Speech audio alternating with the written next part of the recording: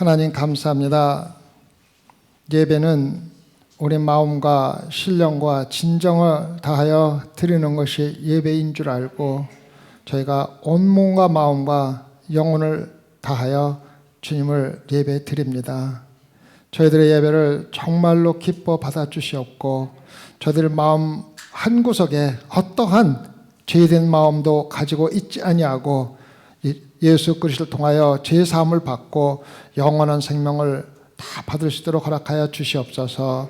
주님, 이번에는 하나님께서 저희들에게 주시는 메시지를 전하고자 합니다. 부족하지만은 주님께서 얼마나 열심히 준비하고 또 얼마나 간절한 마음으로 복음을 전하고 말씀을 전하는지를 기쁘게 받으사 받는 마음 속에 예수 그리스도를 영접할 수 있도록 허락하여 주시옵소서. 부족한 종이 당신의 말씀을 전할 때 오로지 주님께서 주관하여 주시어서 성령의 역사를 체험할 수 있게 허락해 주시옵소서. 감사하며 우리 예수님 받들어 기도드렸사옵나이다. 사도행전을 우리가 계속 공부하고 있는데 여러분들이 사도행전을 공부하면서 우리 사도 바울이 세 번째 선교여행뿐만 아니라 베드로의 설교부터 우리 모든 것을 배워나갈 때 그것이 사도들과 제자들이 살아간 삶, 실질적으로 사는 삶입니다. 그러한 삶을 우리도 살도록 노력하는 그러한 말씀이 되기를 부탁을 드리겠습니다. 사도행전에는 우리 이미 공부한 바 같이 여러 설교가 기록되어 있습니다. 2장에 누구의 설교 나갑니까? 베드로의 설교가 나옵니다. 7장에는 스데반의 설교가 나옵니다. 그리고 오늘 우리가 말씀하는 13장은 사도 바울의 설교가 나오고 있습니다. 세 설교를 모두 읽어보면은 모두 예수 그리스도를 통한 죄 사함에 대한 설교 외에 아무것도 없습니다. 예수 그리스도를 믿고 죄 사함을 받으라는 겁니다. 스데반은 설교 후 돌로 쳐 죽이는 순교를 당했고 바울은 설교 후 핍박을 받고 그 지역에서 쫓겨나는 모습으로 돌아가는 것을 볼 수가 있습니다. 이것은 하나님의 진리의 말씀을 진실로 설교할 때 듣는 자들 가운데는 반드시 그 말씀에 거부감을 느끼고 대적하는 사람들이 있다는 것을 우리에게 증명해주고 있는 것입니다. 요즘 교회 설교는 사도행전에서 우리가 공부하는 설교와는 전혀 다른 방법으로 가고 있다는 것을 우리가 쉽게 알 수가 있습니다.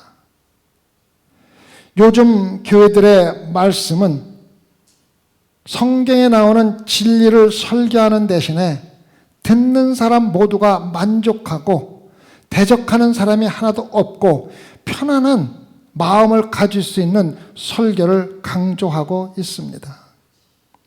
사도행전처럼 다른 사람들의 마음을 찔리게 하는 설교, 또 진리를 전하는 설교는 어떠한 교회에서도 설 자리가 없게 되어버린 시대에서 우리가 신앙생활을 하고 있습니다. 요즘 교회들은 짧은 설교를 듣고 기도와 찬송 몇 곡 부르고 그리고 축도로 예배를 마치고 모든 사람들이 기쁘고 즐겁게 교회를 나가도록 하는 것이 교회 예배의 목표가 되어버렸습니다. 교회를 구원을 받는 장소가 아니라 부담 없이 모여서 위로받는 장소로 바꾸고 죄를 이야기하거나 도전하지 말고 절대 진실을 말하는 것처럼 설교하지 말라는 것이 일반 상식화되어 갖고 있는 세상에 우리가 살고 있습니다. 세상 사람들은 이러한 교회가 증가하고 있다는 것을 확인하고 이러한 교회를 영혼을 위한 패스트푸드라는 의미로 그리고 자신이 원하는 방법으로 가질 수가 있다는 의미로 맥처치라고 부르고 있습니다. 맥처치라는 단어가 사전에 기록될 정도로 많은 교회들이 정식으로 영혼을 위한 패스트푸드를 공급하면서 사람들을 모아들이고 있다는 의미입니다. 그래서 제가 직접 찾아보았더니 종교적인 측면을 혼란하게 만드는 오락, 소비주의 또는 상업주의의 강력한 요소를 가지고 있는 특정 교회를 알리는데 사용하는 말이라고 설명이 되어 있습니다. 놀라울 정도로 교회들이 변하고 있다는 것입니다. 빨리 끝내고 의무를 마쳤으니까 나가서 즐겁고 기쁘게 놀자는 것입니다.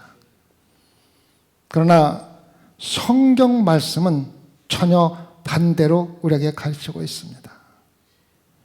마태복음 4장 17절에서 예수님께서는 회개하라는 말씀으로 설교를 시작하셨습니다. 이때부터 예수께서 비로소 전파하여 가라사대 회개하라 천국이 가까웠느니라 하시더라. 설교와 진리의 말씀을 가르치는 것이 아무리 세대가 변화했다 할지라도 중요하게 여겨지는 이유가 무엇입니까? 디모데후서 4장 2절에서 바울은 젊은 목사인 디모데에게 너는 말씀을 전파하라. 때를 얻든지 묻었든지 항상 힘쓰라. 범사에 오래 참음과 가르침으로 경책하며 경계하며 권하라. 경책하며 경계하며 권하라고 이야기하고 있습니다. 설교는 먼저 경책하는 것입니다. 경책한다는 의미는 성경 말씀의 진리의 증거를 통하여 듣는 자가 회개에 이르게 하지는 못한다 할지라도 적어도 죄의 확신을 가질 수 있도록 진리의 말씀을 증거하라는 것입니다. 다시 말씀드리겠습니다. 경책한다는 것은 설교 말씀은 경책하는 것이며 그 의미는 성경 말씀의 진리의 증거를 통하여 듣는 자가 회개에 이르게 하면 좋겠지만은 그것이 안 된다 하더라도 적어도 나는 죄인이다라는 확신을 가질 수 있도록 진리의 말씀을 증거하는 것이라고 가르치고 있습니다. 설교는 또한 책망한다는 의미입니다. 책망한다는 의미는 날카로운 비판이라는 의미를 갖고 있습니다. 이 말은 예수님께서 귀신 들린 사람을 치료해 주실 적에 귀신을 쫓아내실 때도 똑같은 말씀으로 책망했다는 말로 나옵니다. 그래서 설교라는 의미는 큰 인내와 교육으로 훈계한다는 뜻이며 성령의 사역을 설명하는 것입니다. 설교자의 사역은 성령의 역사를 보완해주는 똑같은 하나님의 사역이라는 것을 우리가 알고 여러분들이 설교 말씀을 들을 때 목회자의 말씀이 아니라 성령의 말씀을 듣는다고 들어야만 한다는 것입니다. 설교자의 사역을 게을리한 그 사이에 무슨 일이 일어났는지 성경이 우리에게 말해주고 있습니다. 디모데후서 4장 3절과 4절을 보면 때가 이르르니 사람이 바른 교훈을 받지 아니하며 귀가 가려워서 자기의 사욕을 쫓을 스승을 많이 두고 또 그 귀를 진리에서 돌이켜 허탄한 이야기를 쫓으리라. 이것이 바로 하나님의 말씀을 잘못 전한 세대에 일어나는 대가입니다. 이 성경 구절이 지금 우리가 살고 있는 세대를 설명하는 말씀이라는 것을 우리가 어렵지 않게 깨달을 수가 있습니다. 하나님의 진리를 추구하는 사람이 다른 어떠한 것을 추구할 때 우리 삶에 채워지지 못한 공허감을 느끼게 되는 것입니다. 거기에 대한 해결책이 무엇입니까? 바로 하나님 말씀을 가르치고 전파하는 것 외에는 아무것도 없다는 것입니다. 말씀이 전해질 때 듣는 사람 가운데 항상 말씀을 갈망하는 사람이 있고 그 말씀을 듣고 거듭나는 사람이 있다는 것을 우리는 알아야 한다는 것입니다. 히브리서 4장 12절에 하나님의 말씀은 살았고 운동력이 있어 좌우에 날선 어떤 검보다도 예리하여 혼과 영과 및 관절과 골수를 찔러 쪼개기까지 하며 또 마음의 생각과 뜻을 감찰한다고 기록되어 있습니다. 하나님의 말씀으로 돌아가는 것이 우리 마음속에 허탄한 말을 떠나서 진리의 바른 교훈을 쫓는 유일한 방법이라고 하나님께서는 우리에게 알려주고 있습니다. 이러한 설교에 대한 전반적인 이해를 충분히 하고 사도 바울의 첫 번째 설교에 대해서 말씀드리겠습니다. 13장 13절과 14절을 보면 바울과 및 동행하는 사람들이 바보에서 배 타고 밤빌리에 있는 버가에 이르니 요한은 저에게서 떠나 예루살렘으로 돌아가고 저희는 버가로부터 지나 비시디아 안디옥에 이르러 안식일에 회당에 들어가 앉으니라. 지도 좀 펴주시겠어요? 지도? 저 지도를 보면은 사도 바울이 선교행을 떠난 지역은 맨 오른쪽에 있는 안디옥입니다. 그 안디옥은 수리아 안디옥입니다. 그래서 수리아 안디옥에서 구레네 섬을 거쳐서 지금 유럽으로 올라가서 있는 모습입니다. 그래서 거기에 안디옥이라는 장소가 있는데 그 안디옥은 비시디아 안디옥입니다. 그래서 같은 안디옥이지만 서로 다른 안디옥이라는 것을 알 수가 있습니다. 그래서 오른쪽에 있는 수리아 안디옥에서 배를 타고 섬에 갔다가 지금 안디옥은 터키 지역입니다. 터키 지역에 가서 복음을 전하는 지금 그 모습을 보여주고 있는 것입니다. 그래서 바울과 바나바와 마가 요한은 로마가 다스리는 안디옥 지방인 갈라디아 지방에서 복음을 전하게 있었습니다. 갈라디아는 도시가 아닙니다. 갈라디아는 경기도 하는 것처럼 도입니다. 그래서 갈라디아 지방 안에 안디옥이라는 도시가 있는 것입니다. 그래서 나중에 사도 바울이 지금 복음을 전하고 있는 갈라디아에 있는 성도들에게 편지를 씁니다. 무슨 편지입니까? 서신서인 갈라디아서를 쓰게 된다는 것입니다. 그래서 우리가 지도를 잘 보고 이해를 하면 좋습니다. 그리고 첫 번째 선교에서 이탈이 일어나게 됩니다. 맨 중간쯤에 있는 버가라는 도시가 있는데 바로 해안 지방에 있는데 거기서 마가 요한이 선교 도중에 버가를 떠나서 예루살렘으로 돌아갑니다. 이것 때문에 나중에 사도행전 15장에서 바울과 바나바가 서로 갈등을 일으키고 갈라지는 원인이 되는 것입니다. 그것에 대해서는 제가 15장에서 자세히 다루도록 하겠습니다. 그래서 지금 또 돌아간 모습을 보면서 사도행전 3장 16절부터 비로소 사도의 첫 번째 설교가 기록되어 있습니다. 바울의 설교는 두 가지로 나누어져 있습니다. 첫 번째는 구약에 기록된 이스라엘 국가에 대한 역사에 대해서 설교를 하고 있습니다. 16절과 18절을 보면은 바울이 일어나 손짓하며 말하되 이스라엘 사람들과 및 하나님을 경외하는 사람들아 들으라. 이 이스라엘 백성의 하나님이 우리 조상들을 택하시고 애굽 땅에서 나그네 된 그 백성을 높여 큰 권능으로 인도하여 내사 광야에서 약 40년간 저의 소행을 참으시고 지내오셨다고 기록이 되어 있습니다. 하나님이 40년 동안을 광야에서 참으신 것입니다. 40년 동안 이스라엘 백성들이 한 것은 불평 외에는 아무것도 없습니다. 불평. 하나님이 그들에게 만나를 매일 먹여주시고 기적으로 홍해를 가르시고 또 불기둥과 구름기둥으로 인도하시는 하나님을 매일 경험하면서도 만족을 한 적이 한 번도 없습니다. 하나님은 자신의 언약을 지키시는 신실함 때문에 그들을 버리지 않고 끝까지 가나안 땅으로 인도를 하셨습니다. 그러나 우리가 기억할 것은 하나님께서 전지전능하신 하나님께서 불평만 하는 이스라엘 백성들을 40년 동안 참으셨다는 것을 기억해야만 합니다. 성도 여러분, 오늘날 여러분과 저의 모습이 바로 이러한 모습이 아닙니까?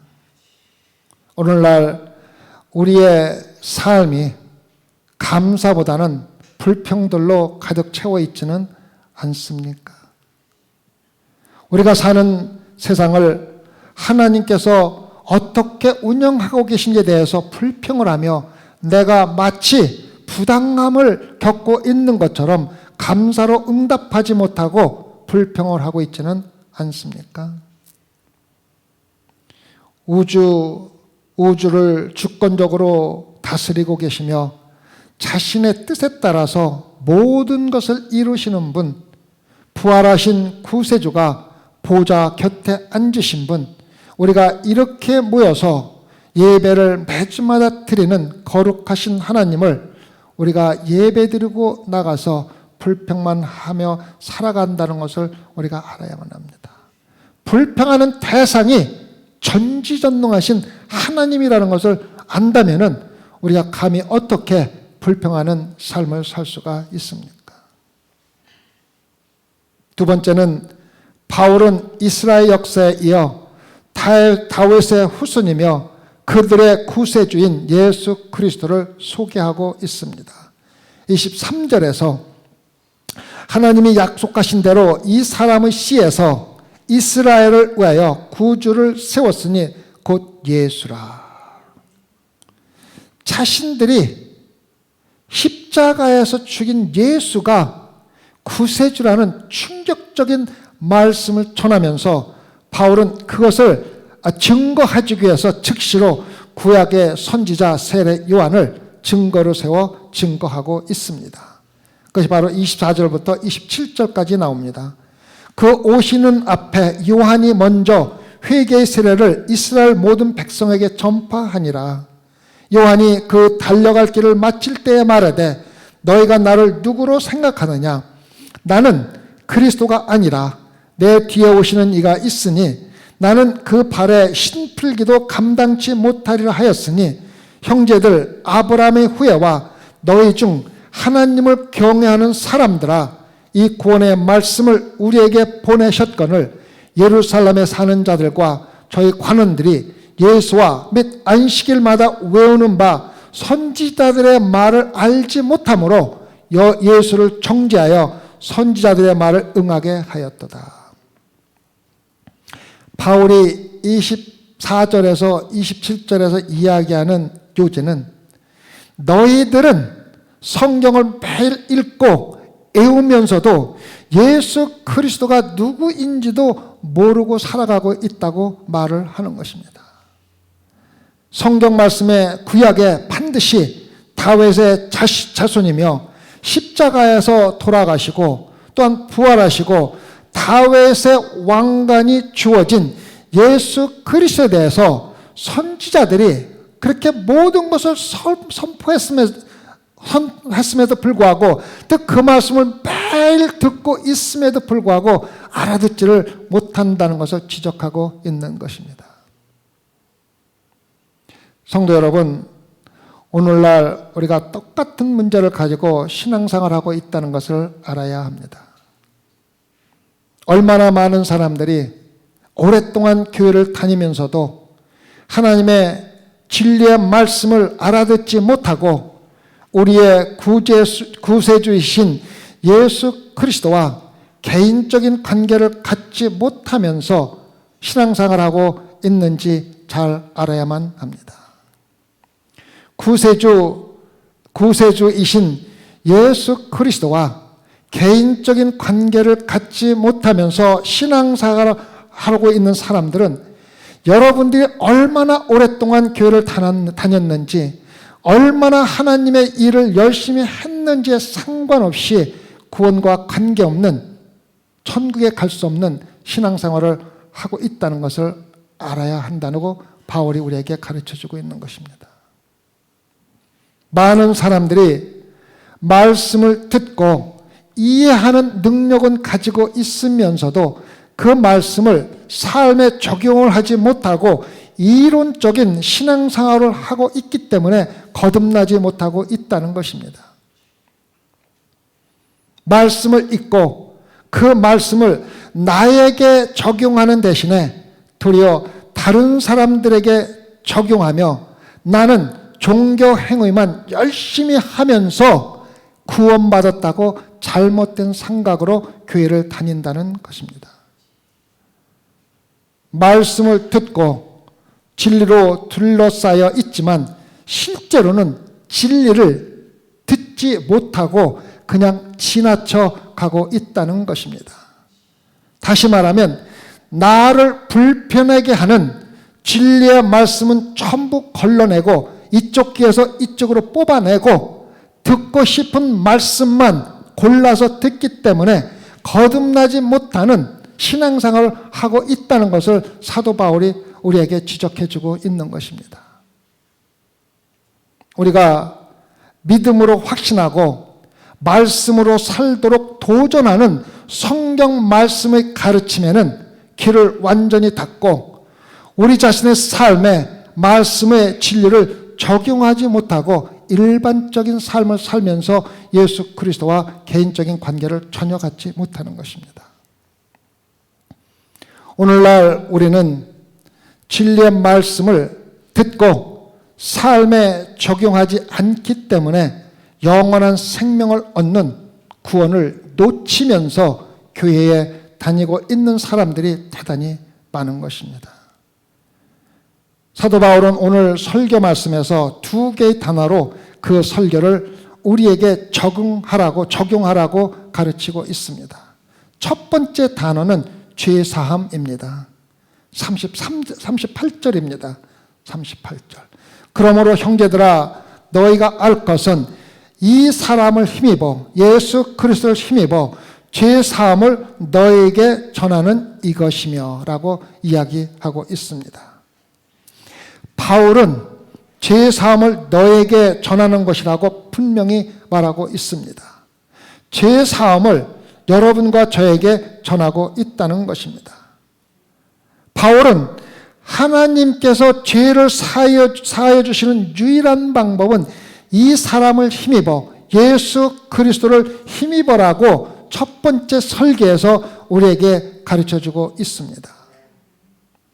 주 예수 그리스도는 죄를 사하여 주시는 유일한 분이라는 뜻입니다.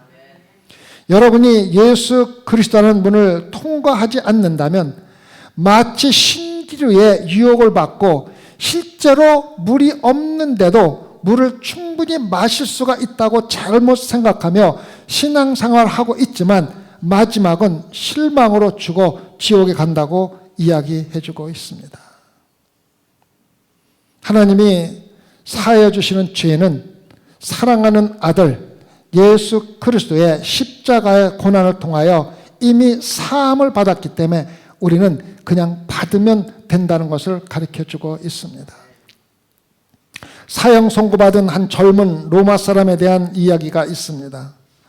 로마 공화국에서 전투마다 최앞 선봉장으로 자주 나섰던 사형을 받은 한 청년의 형이 자신의 상처를 보여주면서 이렇게 이야기를 합니다. 나는 내 동생이 국가를 위해서 한 어떠한 일로 그의 생명을 구해달라고 요청할 수가 없습니다. 내 동생은 사형을 당해 마땅합니다. 그러나 나의 상처를 동생의 생명의 대가로 내놓고 나의 상처로 인하여 동생의 생명을 구할 수 있는지를 요구하는 것입니다라고 이야기를 했습니다. 성도 여러분, 이것이 예수 그리스도가 우리를 위해서 하신 일입니다. 우리는 죽어 마땅한 죄인이지만 십자가에 달리신 예수 그리스도의 상처로 인하여 우리의 생명을 구원받는지를 요구한다는 것입니다. 여러분이 해야 할 일은 그대로 주님께 나오는 것이며 여러분이 있는 곳에서 주님을 신뢰하는 삶을 살고 있으면 된다는 것입니다. 십자가를 붙들고 매달린다면 아무리 파산한 죄인이라 할지라도 절대로 물에 가라앉지 않는다는 것입니다. 회개의 눈물이 아니라 우리의 의지와 우리가 하는 일이 아니라 기도가 아니라 예수 그리스도가 하신 말씀을 실제로 믿는 믿음으로 여러분이 구원을 받는 것입니다. 예수 그리스도가 십자가에서 마지막 하신 말씀, 다 이루었다고 하신 말씀을 믿고 고백할 때 여러분은 구원을 받는 것입니다. 그리고 구원받은 기쁨으로 여러분의 삶을 매일매일 살아갈 수가 있다는 것입니다. 성도 여러분, 우리가 예수 그리스도를 위하여 무엇을 했는지에 따라서 구원을 받는 것이 아닙니다. 예수 그리스도와 나와 어떠한 관계를 가지고 있는지에 따라서 구원을 받는다는 것입니다. 예수 그리스도가 나의 구세주이시며 주님으로 고백하고 나는 주님의 종으로서 주님을 섬기며 주님을 위해서 일한다는 관계가 올바른 구원받는 관계라는 것을 마음속에 새겨두시기 바랍니다. 그리고 우리가 이 죄사함의 방법을, 예수 그리스도를 통해서 받는 죄사함의 방법을 다른 사람들에게 전하라고 명령을 받은 것입니다.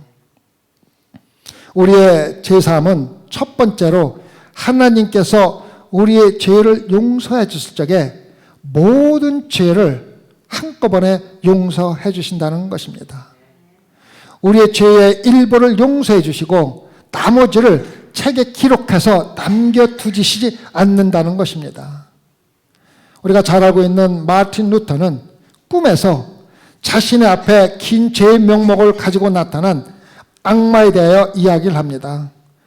악마가 마틴 루터가 지은 모든 죄의 명목을 쭉 읽어주고 있을 때 마틴 루터는 이제 맨 밑에다가 하나님의 아들인 예수 그리스도가 모든 죄로부터 우리를 완전히 깨끗해 해주셨다는 말을 적으라고 악마에게 이야기를 했다는 신앙을 고백한 적이 있습니다. 완전한 용서이며 대가 없이 거저 용서해 주시는 것이 하나님의 죄사함입니다. 하나님은 자신의 온전한 은혜 이외에 어떠한 다른 이유로 우리 죄를 사하여 주시는 것은 절대 아닙니다. 우리의 죄사함은 예수 그리스도께서 모든 것을 희생하셨기 때문에 우리는 아무 대가를 치를 이유가 없이 거저 그와 죄사함을 받는 것입니다. 두 번째는 죄사함은 다시 되돌릴 수가 없다는 것입니다. 하나님이 용서해 주신 사람은, 다시 말하면 하나님의 용서함을 받은 사람은 다른 어떤 누구도 다시 결코 정죄할 수가 없다는 것입니다. 하나님 자신도 하나님께서 용서하신 죄를 또다시 정죄하는 물음을 하지 않으신다는 것입니다. 로마서 8장 33절과 34절에 기록이 되어 있습니다. 누가 능히 하나님의 택하신 자들을 송사하려 의롭다 하신 이는 하나님이시니 누가 정죄하려.